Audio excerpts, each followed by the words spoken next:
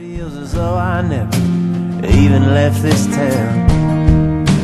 Been so long since I've been around. So here we are in the Smithbrook Vineyard in the Pemberton wine region of Western Australia, which is in the bottom left-hand corner as you look at the map of Australia. Amazingly pristine environment down here. You can see the massive karri and marigum trees over there in the distance. Traditionally used to be a timber country, logging community. These days they're not allowed to log the old growth forest, which is a great thing, but there is still a bit of a timber industry down here with blue gums they use for wood chipping, and that's all plantation timber. Smithbrook has a lot of Sauvignon Blanc and Merlot, but also there's a little bit of Chardonnay, Cabernet, Petit Verdot, and any fruit that's not required for Smithbrook's purposes, it sells through to other wineries. There are about 50 different wineries or 50 different wine labels coming out of the Pemberton wine region, and quite a lot of vineyards. And Smithbrook is actually one of the bigger vineyards, but it's only 60 hectares. So as far as large-scale global viticulture goes, it's still a very, very, very much a small region and in its infancy on the world stage. But the wine and the fruit that's coming out of Pemberton these days, it won't be long till it's very well known.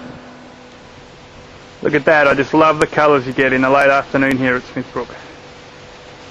Those trees, they're massive. A lot of wildlife, kangaroos. Normally in the afternoon there's quite a few kangaroos down here in this block. Can't see any today.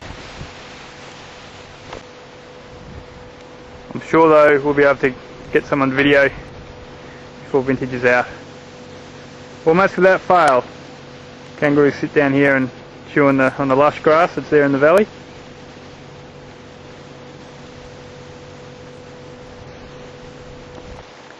This little block over here is interesting. It's Sauvignon Blanc and Semillon. What you're seeing there is actually Sauvignon Blanc, and to the left is Semillon.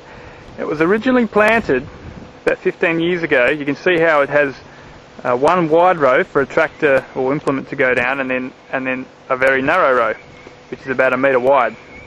And originally it was planted with the idea that it would produce a microclimate effect where you get humidity and moisture creating the right conditions for the botrytis fungus to grow, Botrytis cinerea, in Bordeaux. But I don't think there's actually ever been a botrytis wine made from that block. Now it's just used for table grapes.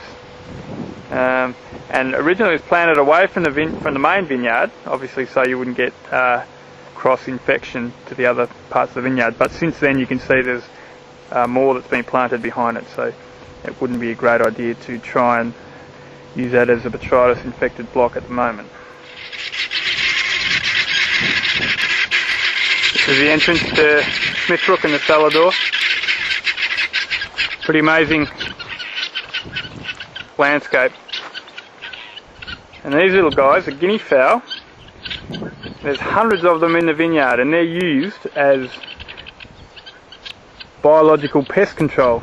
So they go through and scratch up under vine, they help with the weeds, they also feed on weevils, garden weevils, which can be a problem pest here in this part of the world.